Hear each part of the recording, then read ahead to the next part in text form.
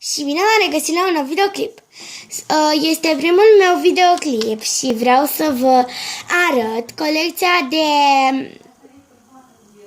ochelari casei noastre și de al tatălui meu și de al mei.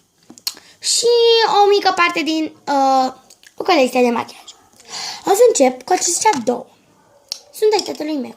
Și nu o să vă spun prea multe pentru că nu i-am încercat, deci o să vă spun doar că sunt buni și că aceștia am luat de la Decathlon și aceștia am luat comandat unchiul meu. Apoi, colecția mea, normal, am doar două perechi. Acestea două. Aceștia am luat din Stradivarius și cam așa am stă cu ei. Mi se pare că arată foarte bine cu aceste tipuri de ochelari. Și acestea, care mi se pare că arată foarte bine cu ei. Am pe amândoi de aici din România. Pe acesta l-am din Italia de la bunicul meu și pe ceilalți am de la Stradivarius. Acum, colecție de machiaj. Fondurile de tenuri sunt de la Oriflame din gama Jordani Gold. Următorul este un primer pentru ochi de la Oriflame din gama de One.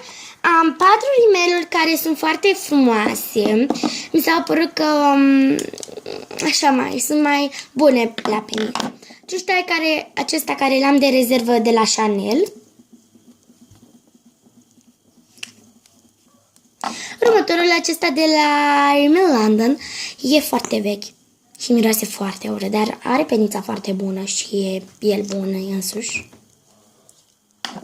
Mai am acest rimel de la CNC care arată cam așa. L-am pe acesta care și acesta arată bine. Apoi am o pudră de la Milani care are pudra și pensula. Am un eyeliner, dar nu prea e bun. Unul de la Oriflame din gama de One care e foarte bun. Ultimul produs pe care l-am este acesta, care vi recomand, de la Oriflame din gama The One. Da. Cam acestea au fost produsele.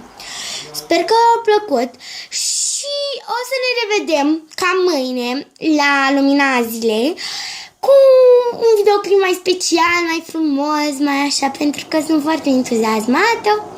Și da, sper că v-a plăcut. Ne revedem mâine la un alt video.